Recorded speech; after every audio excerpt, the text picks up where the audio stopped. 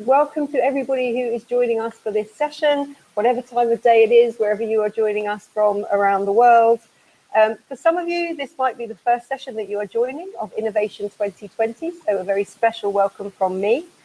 Just to set the background, Innovation 2020 is all about bringing civil servants from different countries, different departments, different professions together to discuss innovation that's already happening, to look at the barriers that might be in place to innovation, and hopefully come up with some of the practical solutions and ideas for how we can overcome those barriers going forward. I'm Siobhan Benita. I'm a former UK civil servant and now a government commentator and a facilitator in these events. And the panel that we are about to enter into now is a panel discussion on programme governance and finance.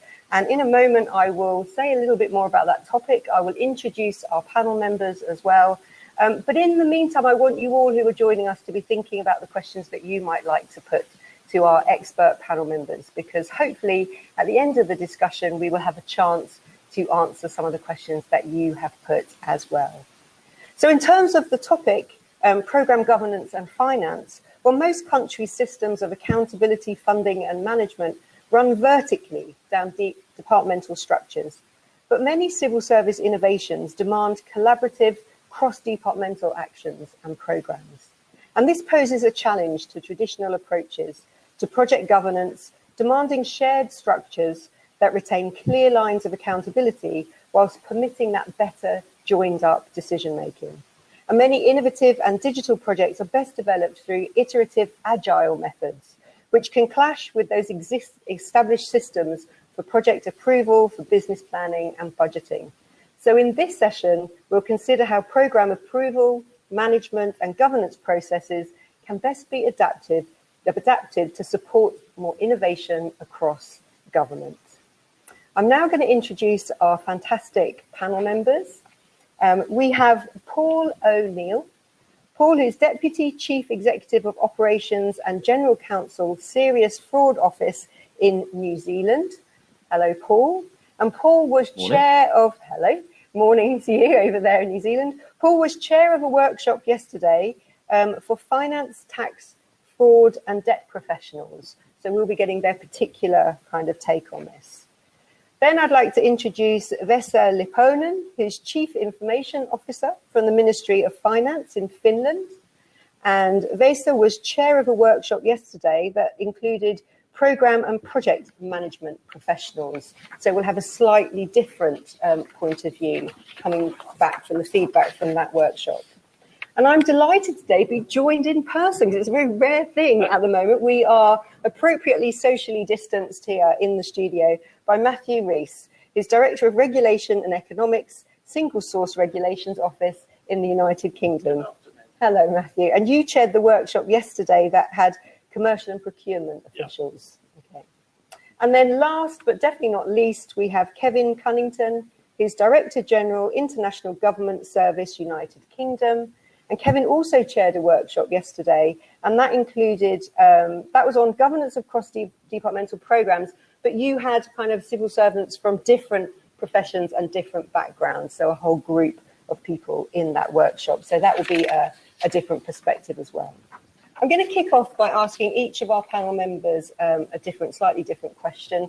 Then we'll go into a bit of a discussion around a couple of other questions. And then, as I said, if you're watching, please don't forget to submit any questions that you would like answered, because we really do have great expertise in the room here, and it would be a shame to waste that opportunity. Paul, I'm going to come to you first, and I'm going to ask you, do you think there are any innovations in New Zealand that you think have helped to support collaboration and better programme governance? Yeah, I think there are a couple I'd like to mention. The first one would be, I suppose, a set of conditions which encouraged a different way of thinking, and I think probably quite really genuine innovation. And that was the introduction of a WellBeing Approach in New Zealand to both formulating budgets, policy, and I suppose the targets of the government of the day. And that was a shift away from a GDP focus on performance, which was the traditional one, and obviously quite an effective way of measuring the economic output of a country, but relatively one-dimensional. And so the well-being approach forced each government department and put them in a position where they had to consider it from a different perspective, had to consider sort of well-being domains, which I think promoted, firstly, a different language. So you were looking at outcomes around well-being that included things like civic engagement and governance, cultural identity, environment, health, housing, those type of domains. So it put people in a position where they're formulating what the achievements of the program might be in a different language, and it had to be more creative around the targets they were going to set and how they were going to achieve them.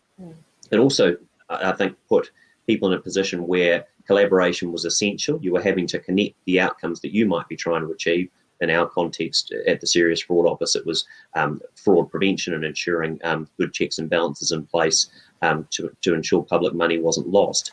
But you had to connect those with the specific opportunities that might be gained or lost through that activity in spaces like education or health or housing. And it was one of those genuinely disruptive type of changes whereby it made a lot of finance professionals a little bit uncomfortable because it was a different way of thinking and a different way of measuring and framing up the programs they were running. But it actually led to a lot of innovative thinking, I think, because people just had to frame things in a different way. And it meant that collaboration wasn't just important, it was essential because you were in a position where you had to connect your outcomes and the way your program was running with other outcomes. And that collaboration led from a personal perspective to better counter-fraud measures, to better thought given about the opportunities that were being missed and the information that could be shared across different areas to get better outcomes. So that was one innovation that we discussed yesterday from a New Zealand perspective that seemed to really work. Fantastic. Thank you. That's such a brilliant example to start with. And I know it's one that many other countries now are looking to see if they can adopt a similar approach as well. And it is interesting how just choosing that outcome forced so many different parts of the kind of government structure to work in a different way. Thank you.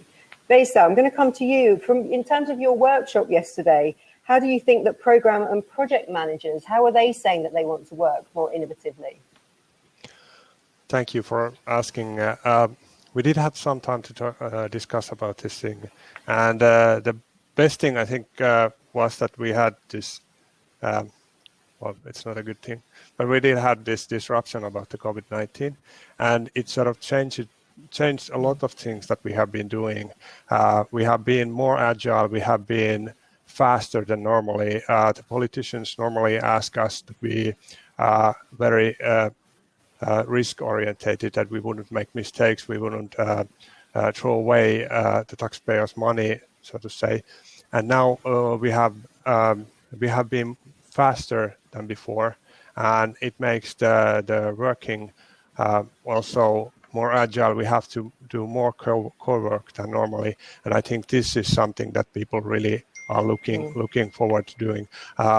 For example, we had in Finland this application that you can put your virus infection in place on your own phone. And the phone then tells you how many people you have been in contact with. We have the Bluetooth in the phone. And it took only 3 months to get this done. Normally, it would take a lot longer. There was legislation we had to change, and then there's the technical part of course. There is a security problem or issues that you have to take account, and I would say it would take 1 to 2 years even if you got the finance. Now we got the finance very fast, and the results were done fast because there was simultaneous really working lawyers and the technicians, engineers, and this is something that we, I think, really enjoy and are going to probably see more in the future. Although it's hard to say how much we actually adapt from this abnormal situation. Is it the new normal, or is it something that we do now and then afterwards just look back and hope that we could have that back? I hope not. I hope we can adapt a lot of this kind of things. Thank you. That's another really interesting example, and hopefully we can touch on, I think, COVID and how it's forced innovation has come up in so many of the panels today. Maybe we can touch on that a bit in the discussion afterwards, whether we can all capture those lessons learned, as you say, and not lose some of that learning.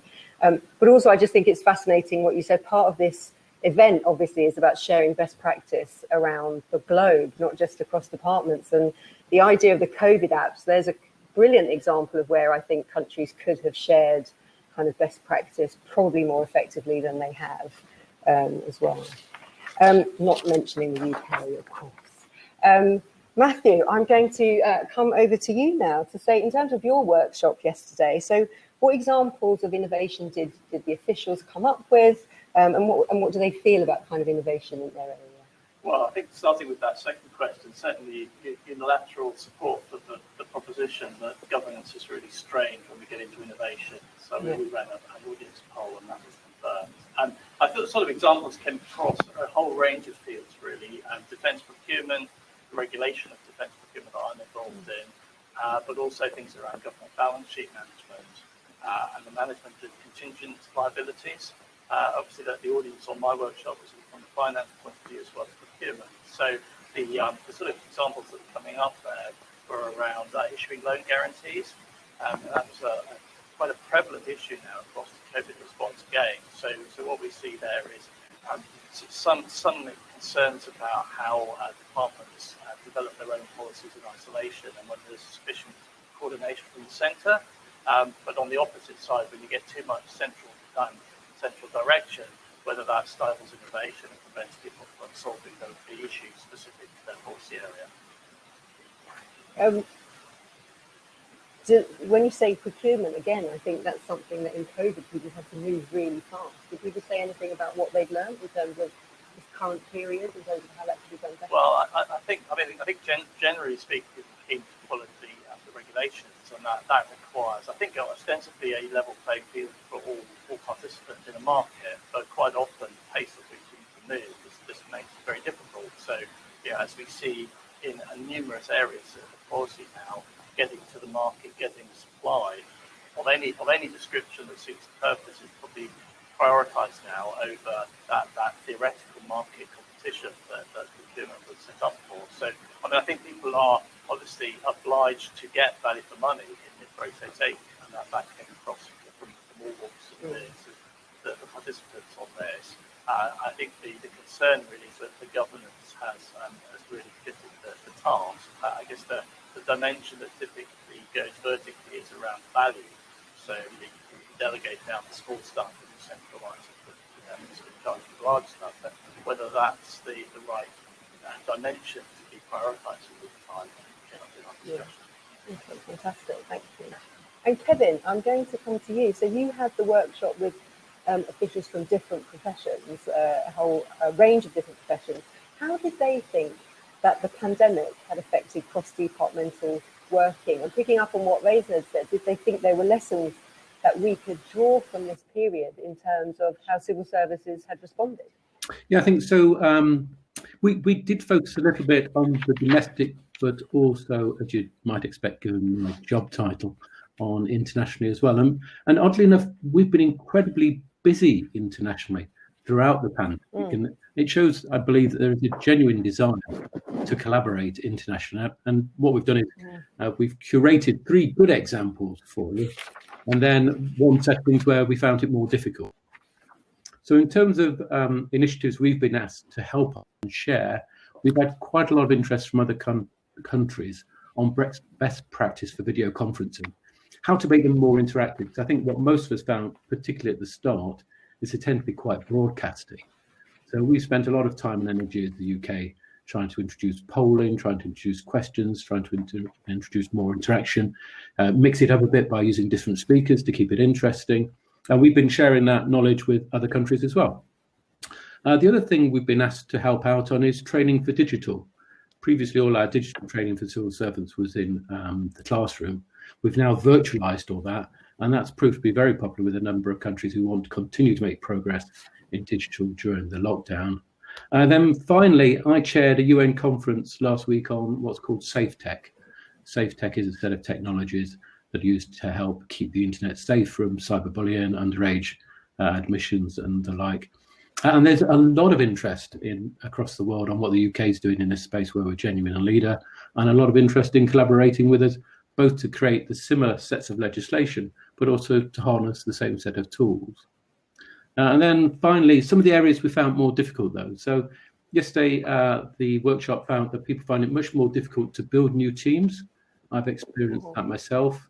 I think we all find it just a little bit harder to disagree with people virtually, because it doesn't everything come across quite in the same way. And it's quite difficult to read people's body language virtually as well, which I think doesn't help that situation.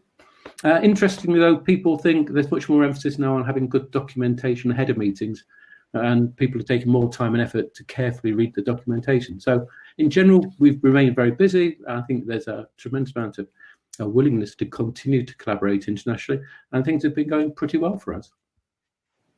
Brilliant, thanks. That's a nice positive note to end that first round of comments on. I do want to pick up though on what you said. There are still some barriers. There are still some, especially in terms of big projects, big kind of governance issues and finance issues.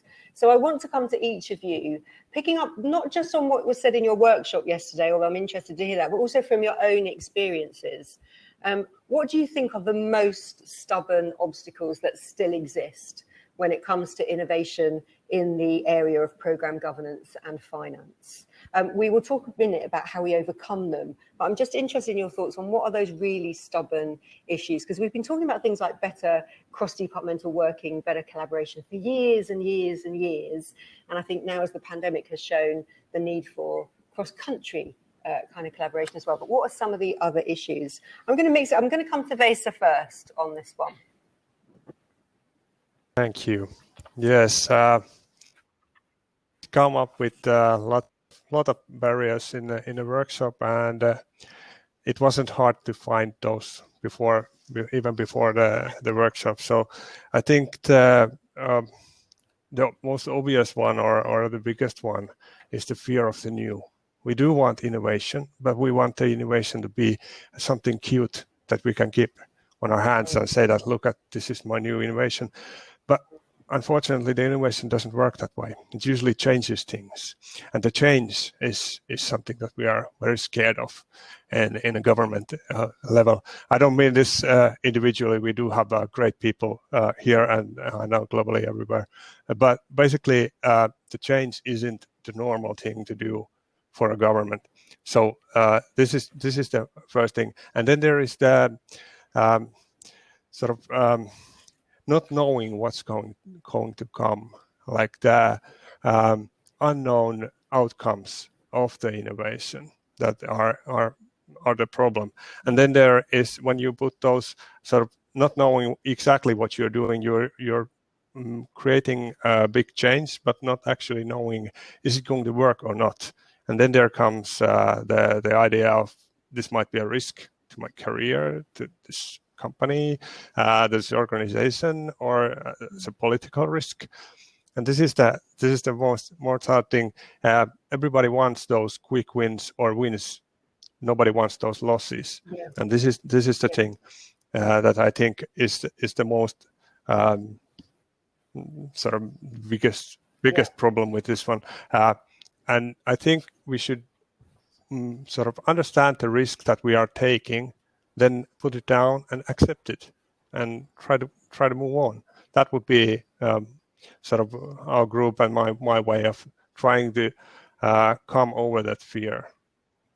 Yeah, thank you. It's interesting. That really picks up on themes that have emerged from other panels about some of the biggest obstacles are not necessarily the structures or the lack of infrastructure. They're about kind of human things, about culture and fear and those kind of issues coming out as well. Matthew, I'm going to come to you. Do you agree with that? Are the biggest obstacles cultural or are they structural? Well, I think certainly cultural. I mean, I think we all know that teams work best when they bring a range of skills and diversity. And I certainly came across in our workshops. But the theme I wanted to pick up was the difference between the project and the portfolio. And I think we saw a number of examples, both in the public and private sector, where if government looks at things as a portfolio, then it can take more risk because it's got more opportunity. And certainly the examples, and I've certainly had experience personally in the private sector, where you know that certain sort of innovations will fail, but you know that, then that's not a failure. Whereas in the public sector, you can't tolerate a single failure. And that's often because things are a little bit siloed, either at the project level, they're not looking at the program portfolio, or at a government level, they're not looking at it across the departments. They're looking at each department individually. And and it's unfair to criticise individual departments or teams because they're doing the best with what they know. But I think what's missing sometimes is the ability to talk across departments, across disciplines, across organisations, and across the public-private boundaries. That's really where you see success coming with portfolios, and we all can see the big technology ventures that have thrived on that. Investors thrive on that. We're all familiar with it in all walks of life, but when it comes to the classic vertical departmental lines, it's somehow left out of the picture. So I think that's perhaps a key theme that's come across. I think we can see that applied in other circumstances where the portfolio is better than it's worth more than the individual parts, and it tolerates some failures, and wants to find those successes with it. Brilliant, thank you. That was again another theme that's come up in lots of the workshops and panels today. Kevin, I'm going to ask you, it's going to get harder as I come to the last two panel members to say what are the biggest obstacles. So if they've already been said, feel free to just say that. But what do you think are the really big stubborn obstacles that are still there? So, we, let's say in English, ate our own dog food, Siobhan, and we did a bit of polling around our workshop. And interestingly enough, genuinely thought this would be the opposite. 67% of people said that innovation and collaboration had improved during the pandemic. But one of the examples, before we did the breakouts, I took the opportunity to give people one or two examples to think about from my own experience. And the following one that I'm going to describe now landed particularly well with people. So I talked about when I first joined the civil service, and we wanted to move away from, if you like, our existing procedures and controls to working in an agile way. And government's agile methodology comprises a number of stages, but the first two stages are, first of all, we do a discovery, and that is to figure out whether we can really state the problem in the right way and we know the problem we're trying to fix. The second part we call alpha, which is building a set of prototypes. So we establish in our own mind that we actually understand the problem and we have the technology to address it. When we did a survey of all the original Agile projects in the Department of Work and Pensions, we found out that it cost as much in time and money to go through the process than it did to do the work, if that doesn't make sense. So it's equally as expensive just to follow the process as it was, or to get through the bureaucracy as it was to get to the end point and have an output. And so the Permanent Secretary and I agreed a new approach, because clearly this was madness. Would have a large fund available to me, and I could authorize anyone, within some provisions of good sense, to start discovery in alpha, and I would pay for that. And then if that was all successful, and it need not be successful, because we accepted that in some of these things it's better to fail, and if you're going to fail, it's better to fail fast, as we described it, then we could go on to proceed. But actually just giving me the latitude to allow people to crack on from day one, not worry about the bureaucracy, but just try and get to an outcome that was either positive or would failed, and we accepted we need to go back and rethink the idea, or it wasn't a good idea at all, was tremendously innovative. And we had lots more people coming forward then, because they could see that they could get on with things rather more quickly than they're used to. They could avoid the bureaucracy, and that was a really positive outcome for us back in that's about 6 years ago now, the early days. I like the way you've given that, you kind of turn that round to show the way things should be done. But I guess by giving us that example, you're saying one of the obstacles is that other people aren't given that space to kind of test things out in that way and be able to fail in that kind of way as well. Paul, I'm going to come to you for your thoughts on kind of what are some of those big constraints and obstacles that are still in the way for innovating when it comes to large projects and big programs and finance. Yeah, sure. And to echo some of the other panelists' comments, I think it's really a mindset shift which is required and which is the barrier at the moment. From my perspective, and some of the examples I've experienced during COVID in particular is, firstly, a failure to engage outside of your space, and in particular with the private sector. When we look at sort of COVID relief programs, private sector organisations are often going to be part of the delivery chain, or they're going to understand processes and backgrounds that are really relevant to what you're trying to design. but there's been a reluctance to sort of access the private sector's information and channels of communication, and that really needs to change. And leading on from that, I think one of the things we tested with sort of the myths and realities, and this is in a New Zealand context, but it probably exists in other jurisdictions, around the ability to share information. You obviously have to do it appropriately. You have to do it in line with the relevant restrictions around privacy and data sharing in your jurisdiction. But there's a real reticence to, I suppose, examine the full extent of those information sharing abilities. There's a perception that we just can't share, or if we share in that way, that will be inappropriate. And you know, you get that from a certain extent. It's a risk-averse approach to take, and in some context, sensible. But COVID put us in a position where we had to test our ability to share information. It was found that I think a lot of public sector agencies and a lot of people trying to design programs were actually far short of the limits of their ability to share information, and COVID put those people in a position where they had to test that and either be a bit innovative with how they framed it and how they treated the information before they shared it, or just to reassess what those abilities actually were. And I suppose the last point I'd mention was I think we underuse, so government's ability to acquire information has far outpaced its ability to deal with it sensibly. We get a lot of information in, but we're not as good yet at analysing it as we are at collecting it.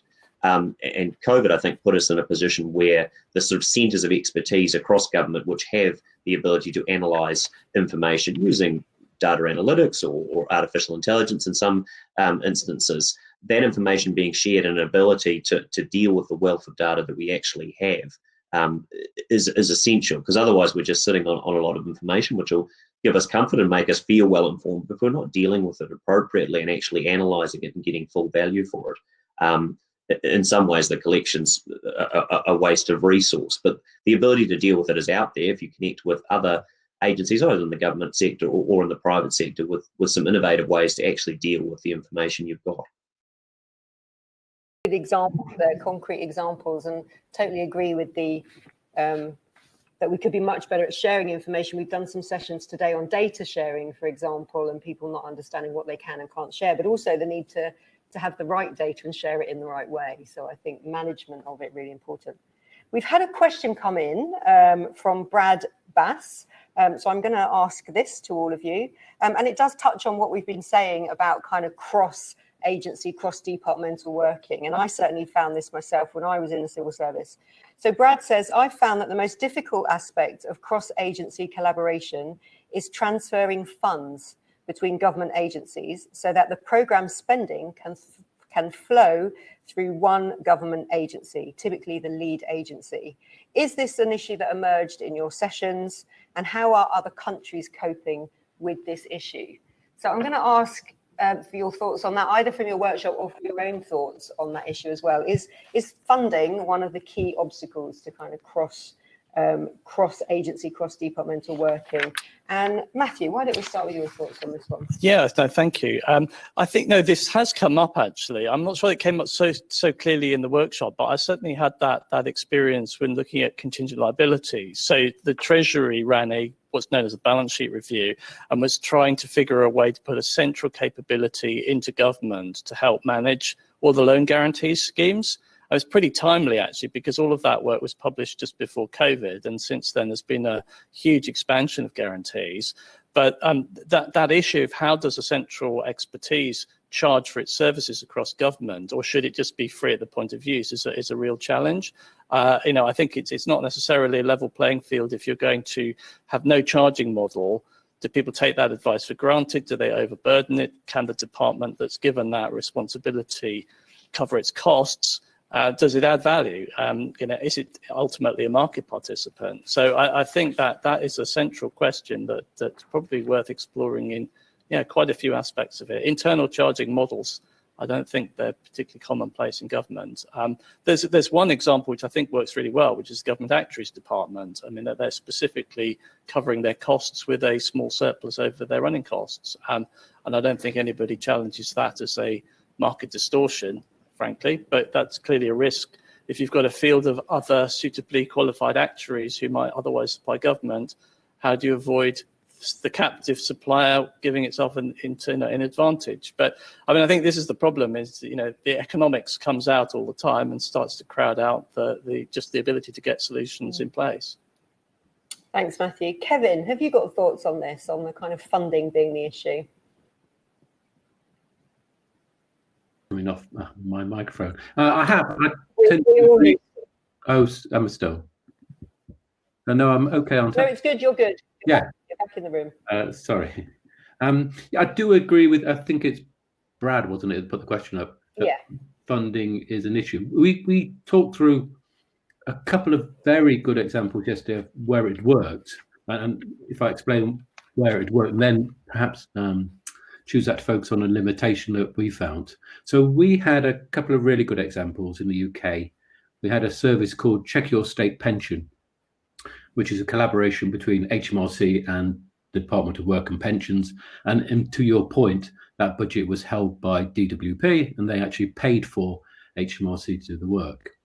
We had another really good example, which was between the Department of Work and Pensions and the Health Service, that addresses payments for people with terminal illness, which is obviously a key concern. And the old paper system was really very inefficient, and they managed to automate this service in a way that Macmillan nurses, who are generally the most prevalent people using the service, could type in information on behalf of a patient, and the patient got paid almost immediately. So big improvement. But in both those examples, the pension example, the teams were co-located in Newcastle, and in the health example, both the teams were co-located in Leeds. And we came to the conclusion that kind of co-location is somewhat essential for cross-departmental collaboration. It wasn't the funding. You could get around the funding, but we never seemed to get around the need to co-locate people. So our bigger obstacle was not funding, but co-location. Thank you.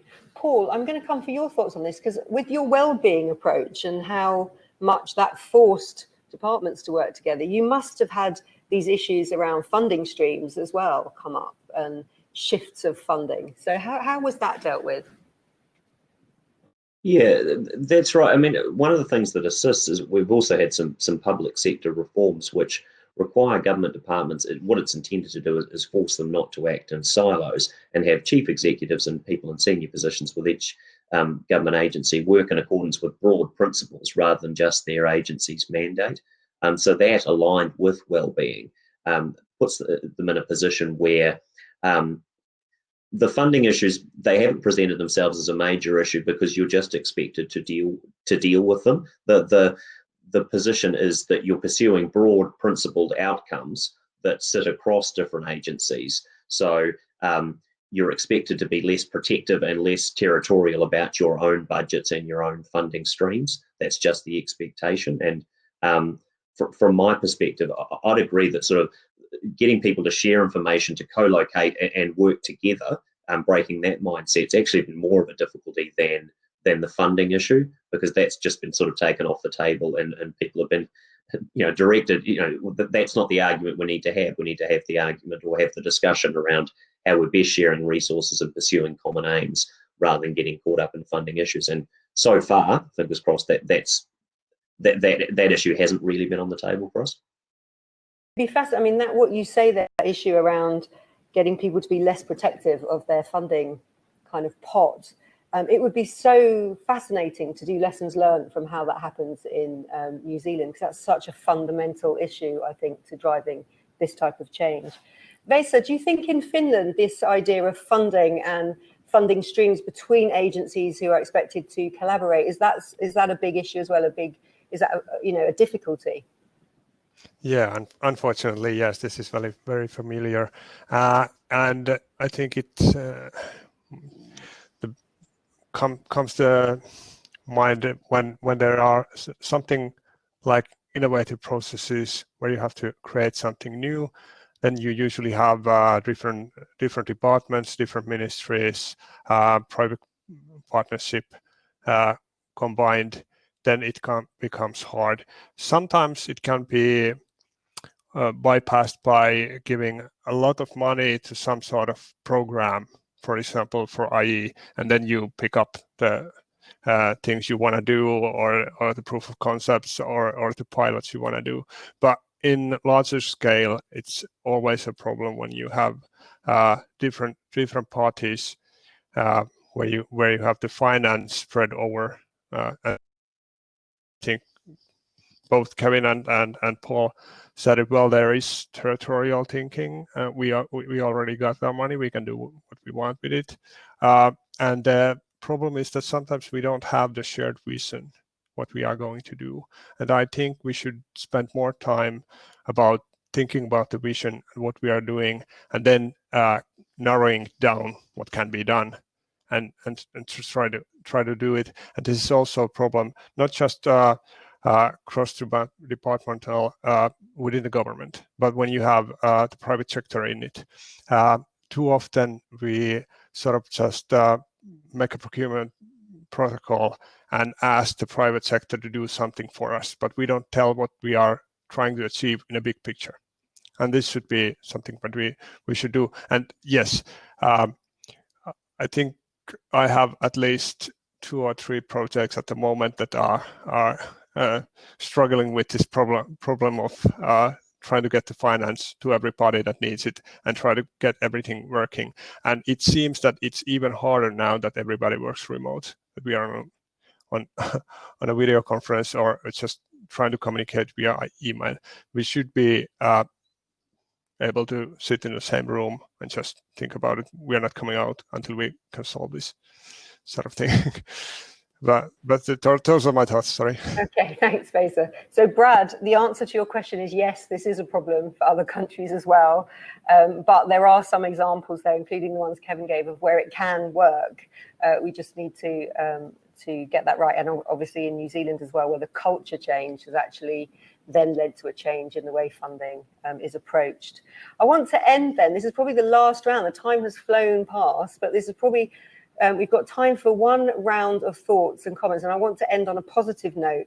And again, this can pick up on your workshop yesterday and what the official said there, but also on your personal kind of experience. We've talked about the obstacles, so we've talked about cultural obstacles, we've talked about structural obstacles and barriers, and then we talked about the funding issues as well. But I want to talk about maybe what are some of the enablers, what are some of the good examples that maybe you've seen. We've already had some great ones from Kevin and from Paul there as well. But also if there was sort of one thing that you could change that you think would help facilitate innovation, what would that be? So I'm leaving it quite open, just something positive from your point of view to end on. And I'm going to go back to the original order. So Paul, I'm going to ask you to kick off this one. Sure. Well, probably touch on the example I just gave in the terms of our reform of public sector legislation.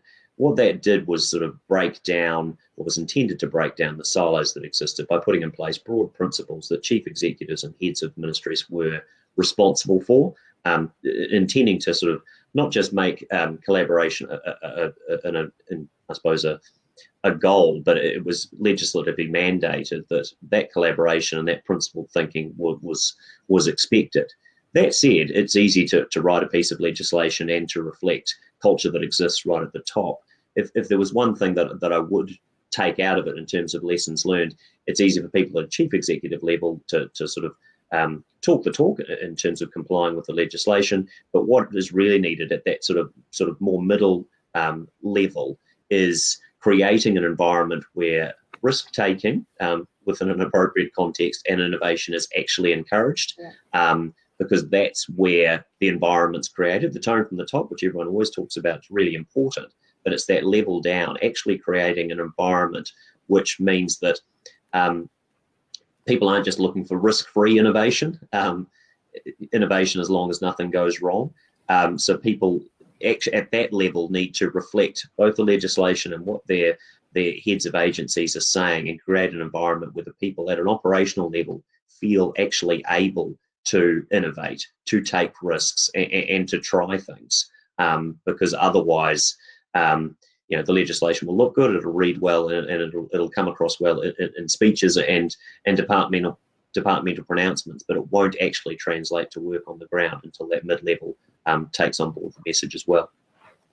Brilliant, thank you. I like that. We've had lots of talk today about leadership from the top. I think you're absolutely right. If it doesn't then go down to that next level down, then it kind of stalls almost before it can have the right impact. Thank you so much. Vesa, over to you for something very positive to end on. Thank you. It's always nice to end things positive. But I think for us in Finland, and I think the workshop, we could also say the same thing, that the crisis is the best thing that happens. Then you have to lower your hierarchy and you have to make quick decisions. And this is something that we should try on, probably not have the crisis all the time, but sort of simulate it. And that said, it's sort of safe environment to do things. You don't have to get permission for every little decision you make. This is important.